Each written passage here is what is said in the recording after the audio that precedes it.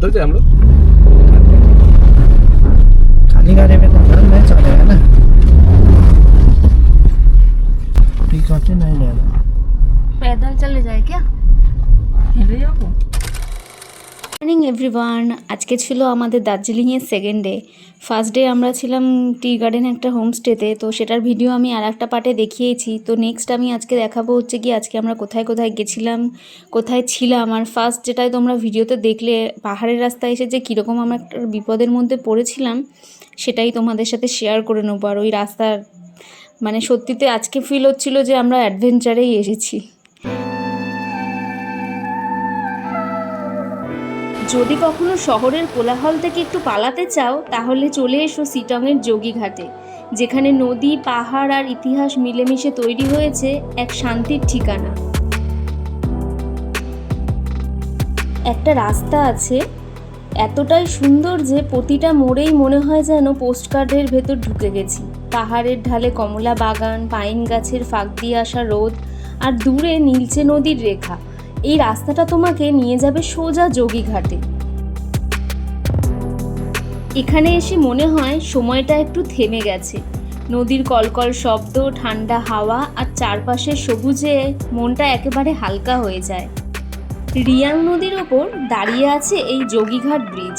একসময় এখানে ছিল পুরনো কাঠের ঝুলন্ত সেতু, যেটা ব্রিটিশ আমলে তৈরি হয়েছিল। পরে সেটার জায়গায় বানানো হয় ইস্পাতের ব্রিজ, যা সিটং আর মম্পুকে যুক্ত করে রেখেছে। এটাই যোগীঘাট। রিয়াং নদীর শান্ত স্রোত, চারপাশের ঘন সবুজ বন আর নরম পাহাড়ি হাওয়া। স্থানীয়রা বলে একসময় সাধু সন্ন্যাসীরা এখানে ধ্যান করতেন, তাই নাম হয়েছে যোগীঘাট। তো যোগীঘাটের পরে আমরা গেছিলাম অরেঞ্জ গার্ডেনে, বাট যেহেতু এখন আর এটা অরেঞ্জের সিজন নয় তার জন্য ওখানে অরেঞ্জ আমরা দেখতে পাইনি, সবে ছোট ছোট হয়েছিল, তো ওটার আমরা আর ভিডিও করিনি। তারপর আমরা অরেঞ্জ গার্ডেন থেকে বেরিয়ে সিধা চলে গেছিলাম আমাদের নেক্সট সাইট সিন, যেটা ছিল আমাদের অর্কিড গার্ডেন। তো সেখানে যাওয়ার পথেই হঠাৎ করে রাস্তাতে বৃষ্টিও নেমে গেছিলো। আর পাহাড়ের বৃষ্টি মানে সেই তো একটা আলাদাই ভাইব।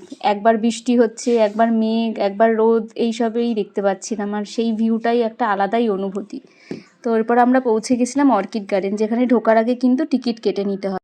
টিকিট প্রাইস ছিল 20 টাকা করে। তো এরপর আমরা টিকিট কেটে নিয়ে ভেতরে ঢুকে গেছিলাম।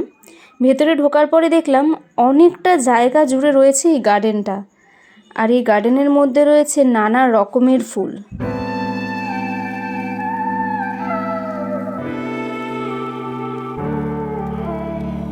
ভেতরে ঢোকার পরে জায়গাটা কিন্তু আমার খুব ভালো লাগলো। এত সুন্দর, এতটা জায়গা জুড়ে এত বড় গার্ডেন, তার মধ্যে রয়েছে নানা রকমের ফুল, যেটা আমি প্রথমেই বললাম।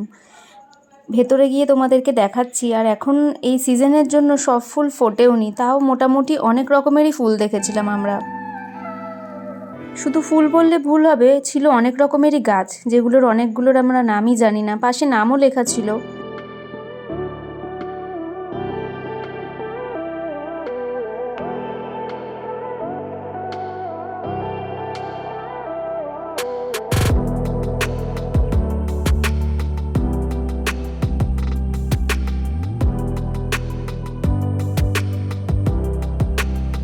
পাইন গাছের সারি থেকে মাঝখান থেকে যে রোদগুলো আসছিল, দেখতে যেন আরও বেশি ভালো লাগছিল। তারপর একটু হেঁটে এগিয়ে গেলাম, দেখলাম একটু জলস্রোতের মতন আসছে। এটা দেখে তো আরোই ভালো লাগলো। তারপর আর কি হেঁটে হেঁটে পুরো গার্ডেনটা আমরা দেখলাম। দেখার পর বেরিয়ে গেলাম আমাদের হোমস্টের জন্য। আর হোমস্টে থেকে যাওয়ার পথে এই যে দৃশ্যটা, জাস্ট বলে বোঝাতে পারবো না। যতই আমি মুখে বলবো সেটা ঠিক করে, তাও মানে কমপ্লিট হবে না। মানে আমি স্যাটিসফাইড হব না বলে যে কতটা ভালো লেগেছে। ভিডিওটা দেখলে আশা করি আপনারা বুঝতেই পারছেন যে দৃশ্যটা কতটা সুন্দর। তো আজকের মতো সাইট সিন কমপ্লিট করে আমরা চলে যাচ্ছিলাম আমাদের সেকেন্ডের হোমস্টেটায়।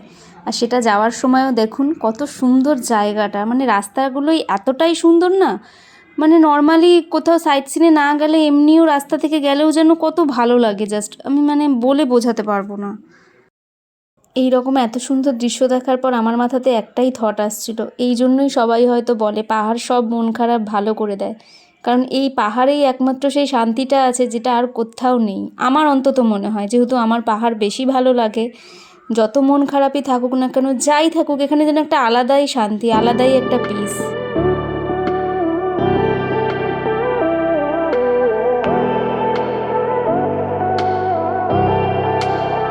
আপাতত এই অবধি তো বেশ ভালোই লেগেছে, বাট এর পরেই শুরু হয়েছিল আসল অ্যাডভেঞ্চার। যদি বলেন কেমন অ্যাডভেঞ্চার, তো প্রথমেই বলবো রাস্তার অবস্থা খুবই খারাপ। ওই রাস্তা থেকে যাওয়ার সময় আমাদের যে হোমস্টেটা ছিল সেটা ছিল একদম টপে, মানে লাস্ট হোমস্টে ওটাই ছিল, ওরপর আর ওপরে রাস্তাই ছিল না আমাদের হোমস্টেটা যেখানে ছিল। আর আমাদের সাথে যে ড্রাইভার দাদা গেছিলেন তিনি ফার্স্ট টাইম ওই হোমস্টেটাতেই গেছিলেন। এর আগে আমরা যতজনের সাথেই গেছিলাম প্রত্যেকেই আমরা যে কটা হোমস্টেতে গেছি তারা অলরেডি ঘুরে এসেছে, তো তাদের রাস্তাটা জানা ছিল। তো কোথাও গিয়ে ড্রাইভার দাদারও একটুখানি প্যানিক হচ্ছিল, বিকজ রাস্তাটার অবস্থা খুবই খারাপ। আর ইভেন ড্রাইভার দাদা তো শুধু বলবো না, আমাদেরও অবস্থা খারাপ হয়ে গেছিলো। সামনে গিয়ে রাস্তা এমন কন্ডিশন হয়েছিল যে গাড়িই এগোচ্ছিল না আমাদের, পিছনে খাই সামনে আমরা, আর ওদিকে দেখছি রাস্তাও দেখতে পাচ্ছি না, না কোনো আমাদের হোমস্টে দেখতে পাচ্ছি না কোনো কিছু। মানে আমরা নিজেরাও প্যানিক করছিলাম যে হেঁটে কি নেমে যাব, এক্স্যাক্টলি ঠিক লোকেশানে এসেছি তো। তারপর সাডেনলি আবার এরকম একটা ভিউ দেখলাম, দেখে আবার একটু ভালো লাগলো যে না ঠিক আছে, ঠিকঠাকই আমরা যাচ্ছি। বাট তারপর আবার সেই ঘন জঙ্গল আর তার মধ্যে থেকে রাস্তা, আর আমরা হোমস্টে খুঁজে চলেছি আমাদের হোমস্টেটা কোথায়।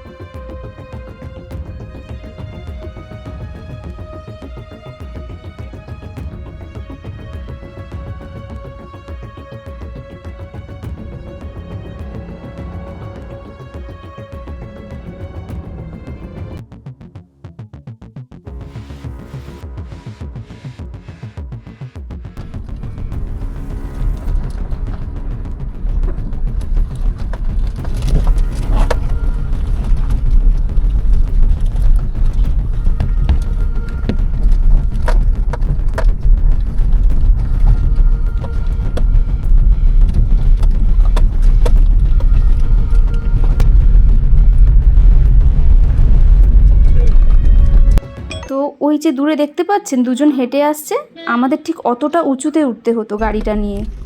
আর ওইটা ওঠার সময় seriously heartbeat just level up, মানে হার্টবিট ওই ধুকধুক বলে না, ইভেন ড্রাইভার দাদা এটা নিয়ে আমাদেরকে পরেও হাসাহাসি করছিল, বলছিল আভি ভি কর রা হে আপ লোগো কা ধুকধুক। মানে এতটাই ভয় পেয়ে গেছিলাম, এটা তো কোনোভাবে আমরা উঠেই গেছি, বাট সামনে কিছুটা যাওয়ার পর গাড়ি আর ওপরেই যাচ্ছিল না, আর মানে পড়লে সোজা নিচে, এটা ভেবেই জাস্ট ভয় পেয়ে গেছিলাম। মানে সবাই যে বলতো না পাহাড়ের রাস্তা খারাপ, পাহাড়ের রাস্তা খারাপ, এর আগেও ঘুরে গেছি কখনো ফিল হয়নি, বাট যে হোমস্টেটায় আজকে গেছিলাম সেটাতে মনে হচ্ছিল সত্যি এতটা খারাপ। আর তারপরে ভাবছি এত কষ্ট করে যাওয়ার পরে কি হোমস্টেটা কীরকম হবে।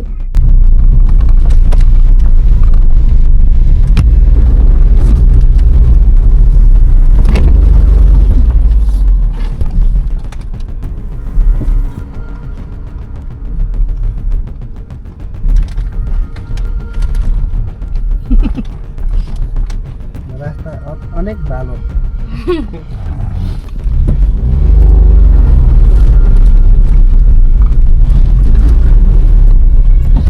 टिकट ही नहीं ले रहा। पैदल चले जाए क्या?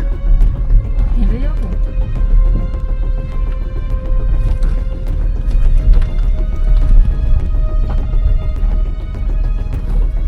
उधर जाए हम लोग। खाली गाड़ी में तो घर नहीं चलेगा ना। যেখানে আমাদের গাড়ি আর এগোচ্ছিল না, যতবার এগিয়ে সামনের দিকে যাচ্ছিল ততবার পিছিয়ে পেছন দিকে চলে যাচ্ছে। একটা টাইমে তো ওই জন্যই আমরা বলছিলাম আমরা কি নেমে হেঁটে এগিয়ে যাব।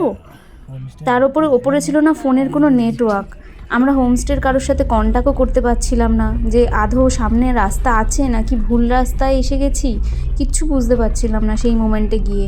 মানে কি করব জাস্ট বুঝতে পারছি না। তখন অলরেডি সন্ধে হয়ে যায়, মানে 5টা বেজে যাচ্ছে এরকম কন্ডিশন ছিল। আর একটু সন্ধে হলে মনে হয় আমরা পৌঁছাতেই পারতাম না হোমস্টেটায়, কারণ ওখানে কোনো কানেকশন, কোনো লাইট, মানে কিচ্ছু নেই, মানে একদম টপে জাস্ট। জানতাম না তখন যে যাওয়ার পরে গিয়ে কীরকম কী সব কিছু দেখতে পাবো, আর হোমস্টেটা অবধি পৌঁছাতে পারবো তো, তখন এটাই সব থেকে বেশি ডাউট লাগছিল।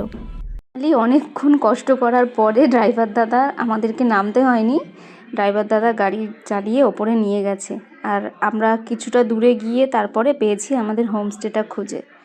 অ্যান্ড যাওয়ার পরে দেখাচ্ছি তোমাদেরকে হোমস্টেটা, জাস্ট স্বর্গ ছিল, স্বর্গ। মানে ওটার ওপর আর কোনো রাস্তা নেই, কতটা টপে ছিলাম আমরা জাস্ট কোনো আইডিয়া নেই। আর ওখান থেকে নিচের দিকে তাকালে সেই লাগছে, জাস্ট সেই, আমাদের বাঙালির ইমোশন সেই।